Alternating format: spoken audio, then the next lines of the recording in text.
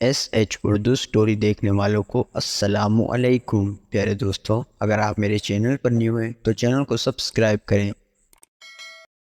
سردیوں کے دن تھے۔ بلا موچی درخت کے نیچے اپنی چھوٹی سی دکان میں جوتوں کی مرمت کرنے میں مصروف تھا۔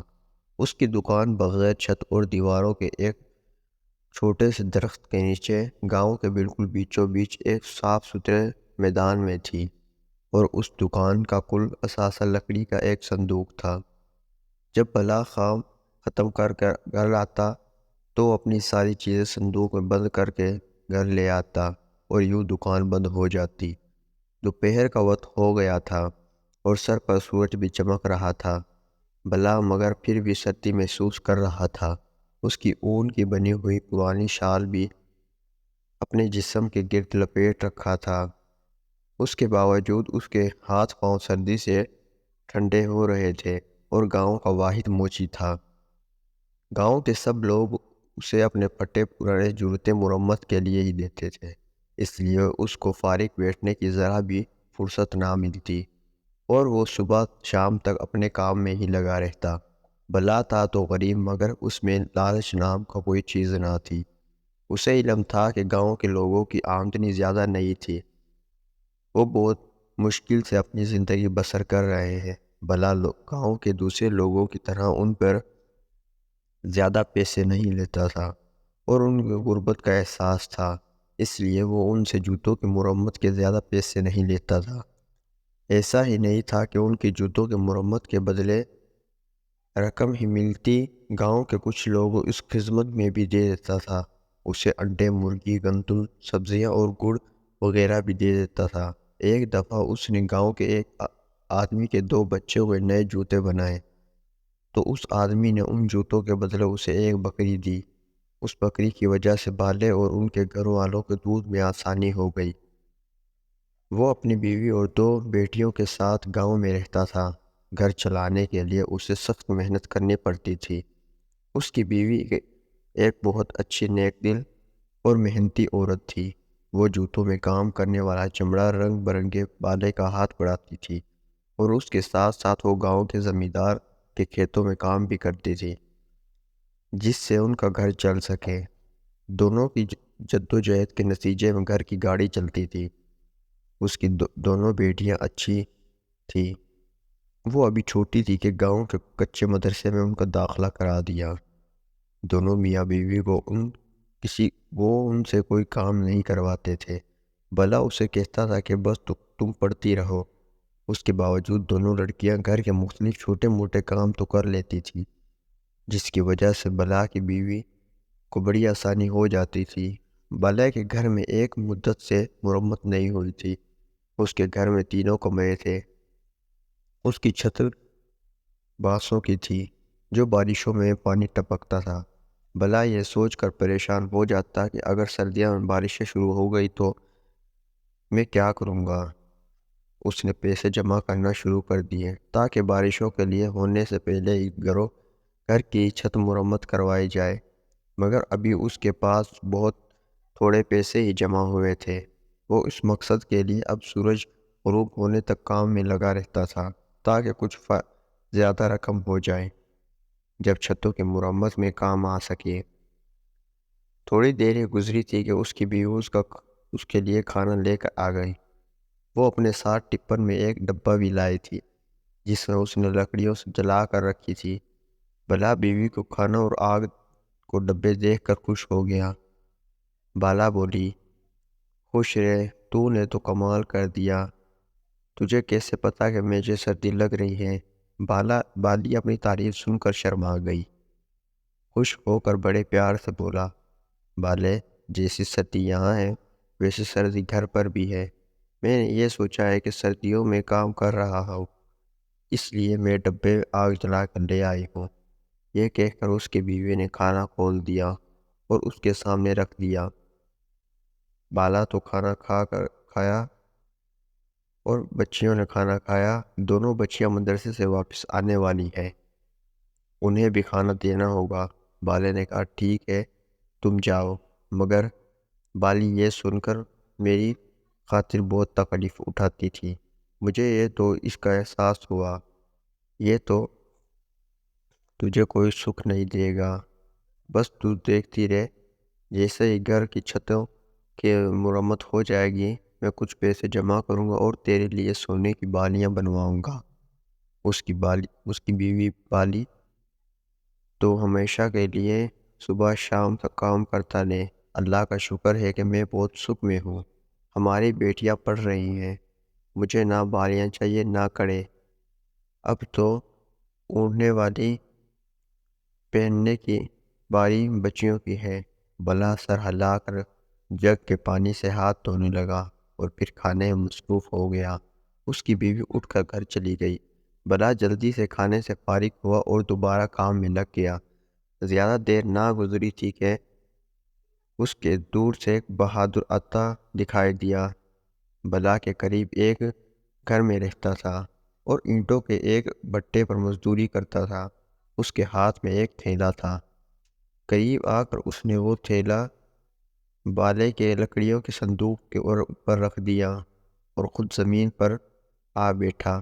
بالے نے وہ جوتا جس کی وہ مرمت کر رہا تھا اور اس طرف رکھا اور بولا، بہادر بھائی کیسے آنا ہوا؟ بہادر نے دھیرے سے کہا، پرسوں دونوں گاؤں سے لڑکے والے شادی کے لیے میری بڑی لڑکی کو دیکھنے آ رہے ہیں، اس لیے جوتے مرمت کرنے کے لیے لایا ہوں۔ لڑکے والے آئے تو انہیں پھٹے پرانے جوتوں کے سامنے مجھے شرم آئی تھی۔ اس نے اپنے پاؤں آگے کر کے کہا، بالے یہ دیکھو، میں نے جو جوتے پہنے ہوئے تھے وہ انتہائی بدنما اور خستہ تھے۔ بلا نے خاموشی سے وہ تھیلا اٹھایا جس میں بہادر مرمت کروانے کے لیے جوتے لایا تھا۔ یہ جوتے بھی نہایت خستہ حالت میں تھے۔ اوپر کا چمڑا پرانا تھا مگر پھٹا نہیں تھا، اس لیے انہیں لپیٹ کر دیکھا تو دونوں جوتوں کے تلے پھٹے ہوئے تھے۔ بالے کی تجربہ کار انگلیوں نے جوتوں کے چمڑے کو چھو کر اندازہ لگا لیا کہ وہ ہرن کے خال کے بنے ہوئے تھے جو نہایت نرم، مضبوط اور ہلکے والے تھے۔ دوسری بات تو بالے نے محسوس کی ہے کہ وہ ہرن کی کھال سے بنے ہوئے جوتے ہلکے پھلکے ہوتے ہیں مگر یہ جوتے تو انتہائی وزنی ہیں۔ اس نے اس بات پر کوئی دھیان نہ دی۔ جب بہادر نے جوتوں کا دیکھا تو وہ پریشان ہو گیا۔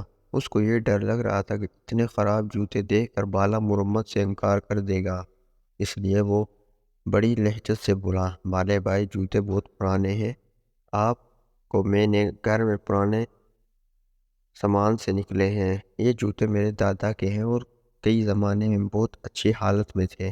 دادا کے انتقال کے بعد میرے ابا نے پہن پہن کر ان کا یہ حال کر دیا۔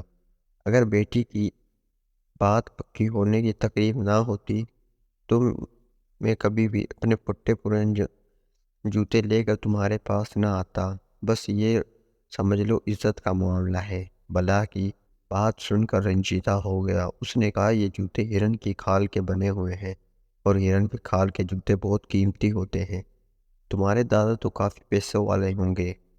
بہادر نے بڑے فخر سے کہا، وہ بہت بڑے زمیندار تھے، اس گاؤں کی سب سے زیادہ زمینیں اسی کی ملکیت میں تھی۔ اس کے مرنے کے بعد میرے باپ نے ساری زمینیں بیچ کر ان کے پیسوں میں دوستوں پر اڑا دی۔ اگر وہ سنبھال لیتے تو ہمارا یہ حال نہ ہوتا۔ اس کی شرمندگی محسوس کر کے بالے نے اس کو تسلی دینا، تم فکر مت کرو، ان جوتوں کو میں ایسا کر دوں گا کہ تم دیکھتے رہ جاؤ گے۔ اس کی بات سن کر بہادر کی نظریں چکا کر کہا، اور بالے بھائی اور بات اور ہے، اس کی ضرورت کے بعد دوں گا، ابھی تو لڑکے والوں کے کھانے کا انتظام نہیں ہوا، وہ بھٹا جہاں میں کام کرتا ہوں، اب میں اس کے مالک کے پاس جاؤں گا، شاید وہ کچھ رقم ادھار دے دے اور کھانے کا انتظام کر سکوں۔ بالے نے کہا، دیکھو بہادر بھائی، جیسی تمہاری بیٹی ہے ویسی میری بیٹی ہے، تم فکر مت کرنا، بھٹے کا مالک بھلے تمہیں ادھار نہ دے، میرے پاس چلے آنا، میرے پاس کچھ رقم ہے جو بارش کی چھتوں کے لیے میں نے جمع کی تھی، ان کی مرمت کے لیے۔ مرمت تو بعد میں بھی ہو جائے گی ان پیسوں سے، مگر ان پیسوں کو تم اپنا ہی سمجھو، تم آرام سے لڑکے والوں کو دعوت کا انتظام کرنا۔ بھلے کی ہمدردی اور محبت بھری باتیں سن کر بہادر کا دل بھر آیا۔ اور اس کی آنکھیں نم ہو گئی۔ وہ اسے دعا دیتا ہوا رخصت ہو گیا۔ چنانچہ گاؤں کی ایک بیٹی کی شادی کا معاملہ تھا، اس لیے بلے نے دوسرے جوتوں کی مرمت کا کام چھوڑا اور بہادر کے جوتے لے کر بیٹھ گیا۔ جوتوں کے تلے بھی بالکل بھی مرمت کے قابل نہ تھے، نہ وہ صرف بڑی طرح گھس گئے بلکہ بیچ میں سے دو حصوں میں تقسیم ہو گئے۔ بلا نے اپنے لکڑی کے صندوق میں سب سے مہنگے والے تلے نکالے۔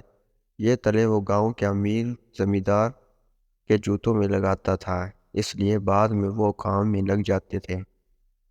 شام تک جوتے تیار ہو گئے تھے۔ بھلا نے اس پر بہت محنت کی تھی اور وہ بالکل نئے لگ رہے تھے۔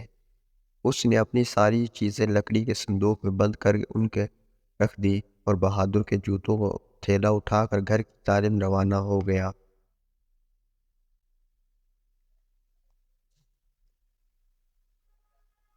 اس پوری کارروائی کے بعد اس کے چہرے پر عجیب سے اثرات تھے اور دبے دبے خشک کے اثرات تھے۔ وہ بہت سنجیدہ نظر آ رہا تھا۔ اس کے قدم تیزی سے گھر کی جانب بڑھ رہے تھے۔ ایسا معلوم ہوتا ہے کہ وہ جلدی سے گھر کی طرف جانا چاہتا ہو۔ گھر پہنچ کر اس نے جوتوں کا تھیلا ایک طرف رکھا۔ دونوں بچیاں باہر گلی میں دوسرے بچوں کے ساتھ کھیل رہی تھی۔ بالی رات کا کھانا پکا رہی تھی۔ بالے نے اسے آواز دے کر بلایا۔ وہ آؤ تو بالے نے اسے بہادر کے جوتے دکھائے اور اسے اس کے پاس بٹھا کر چپ کے اس کو کچھ بتانے لگا۔ بالے کی یہ باتیں سن کر بالی آنکھ حیرت سے چمکنے لگی۔ اپنی بات ختم کر کے بالے نے اپنے کرتے کی جیب میں سے ہاتھ ڈال کر پرانے کپڑوں کی ایک پوٹلی نکالی اور اس کو دکھائی۔ پوٹلی بہت سارے چمکتے ہوئے ہیروں اور سونے کی تھی۔ اس کو دیکھ کر بالی حیران رہ گئی اور وہ خوش بھی ہوئی۔ بالے نے کہا، اب ہم بہادر کے گھر چلتے ہیں۔ بچیاں باہر گلی میں کھیل رہی ہیں تو چولہے کی آگ ہلکی کر دے، ہم واپس جلدی آ جائیں گے۔ تھوڑی دیر بعد بالے بیوی لے کر بہادر کے گھر پہنچے۔ بہادر گھر ہی میں تھا۔ وہ سخت پریشان اور فکر مند تھا۔ اس نے بالے اور بڑے عزت سے بٹھایا۔ اس کی بیوی اور بیٹیاں بھی اس کے پاس آ کر بیٹھ گئی۔ جب سب بیٹھ گئے تو بہادر نے بالے کو بتایا کہ اس پٹے کے مالک نے تجھے پیسے دینے سے انکار کر دیا۔ اس نے اس کی بے عزتی بھی کی کہ وہ ادھار لینے کے لیے ہر وقت منہ اٹھا کر چلا آتا ہے۔ بالے نے یہ کہا، اللہ بہت رحم اور کریم کرے گا۔ اب میں تم سب لوگوں کو ایک عجیب و غریب کہانی سناتا ہوں۔ یہ کہانی سن کر تم بہت خوش ہو جاؤ گے۔ اس کی بات سن کر بہادر کی بیوی اور حیرت سے اسے دیکھنے لگے۔ بالی یہ بات سن کر بتا چکا تھا، اسے حیرانی نہیں ہو رہی تھی۔ بہادر کی سمجھ میں کچھ نہیں آ رہا تھا۔ وہ منہ کھولے بالے کی باتیں سن رہا تھا۔ اس کی سب حیرانی اور پریشانی دیکھ کر بالے کی بیوی مسکرا رہی تھی۔ بالے نے کہا، بہادر تمہارے دادا بہت امیر تھے۔ جب میں ان کے جوتوں کے پیٹ چھاپ رہا تو ان میں سے اس کپڑوں کی وہی پوٹلی نکل کر سر میں آ گئی۔ سب حیرانی سے اس پوٹلی کو دیکھ رہے تھے۔ جب بہادر نے وہ پوٹلی کھولی تو ہیرے اور سونے کی چھوٹی چھوٹی اینٹیں دیکھ کر سب حیران رہ گئے۔ بہادر نے وہ پوٹلی اٹھا کر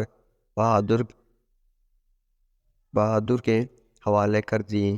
میرا خیال یہ ہے کہ تمہارے دادا نے اس دولت کو چوروں اور ڈاکوؤں سے محفوظ رکھا تاکہ کام آ سکے۔ اتنی ساری دولت سامنے پا کر بہادر کی حالت دیکھنے سے تعلق رہ گئی۔ وہ پھٹی پھٹی آنکھوں سے اس پوٹلی کو دیکھ رہا تھا۔ اس کی بیوی اتنی خوش ہوئی کہ وہ چیخ مارنے کر رونے لگی۔ جب تھوڑی دیر کے بعد ان لوگوں کو ساری حالت سنبھلی تو بہادر نے بالے کے ہاتھ تھام کر رونے لگا۔ بالے بھائی، تم انسان نہیں فرشتہ ہو۔ اس نے کہا، تمہارا یہ احسان زندگی بھر نہیں بھول سکوں گا۔ تمہارے جیسا ایماندار آدمی پورے گاؤں میں کوئی نہیں ہے۔ بہادر تو اس بات پر خوش تھا کہ تمہاری بیٹی کے نصیب سے یہ دولت آئی ہے۔ اب تو تم اس گاؤں میں امیر ہو گئے ہو۔ ان چیزوں کی فروخت کر کے جو بچنے والی رقم سے بیٹی کی شادی کرنا، پھر کوئی اچھا سا کام کرنا۔ تھوڑی دیر بعد بالا اور اس کی بیوی گھر جانے لگے۔ راستے میں ان کی بیوی نے کہا، بالے تمہیں یہ ایمانداری کس نے سکھائی ہے؟ تو اچھا ہوتا کہ خزانے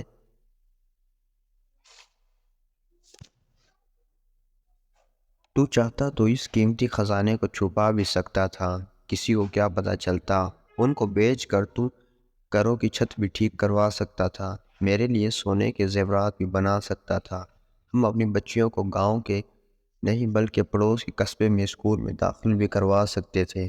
بھلا اس کی بات سن کر ہنسا، پھر سینہ تان کر بولا، میرے گھر کی چھت بھی مرمت ہو جائے گی، تیرا زیور بھی بنوا دوں گا، اور ہماری بچیاں قصبے کے اسکول نہیں بلکہ شہر کے اسکول میں پڑھنے جائیں گی، اور یہ سب میں اپنے ہاتھ کے کمائے ہوئے پیسوں سے کروں گا۔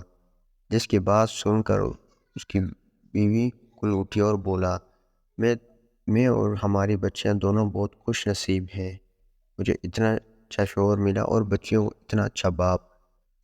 اپنی تعریف سن کر بلا شرما گیا، بیوی سے اس شرم کو چھپانے کے لیے جھوٹ موٹ کے غصے بولی، بالی ذرا تیز تیز چلو، مجھے بھوک لگ رہی ہے، گھر جاتے ہی کھانا کھاؤں گا۔ بالی سمجھ گئے کہ اس کی تعریف شرم اور وہ تیز تیز چلنے لگی۔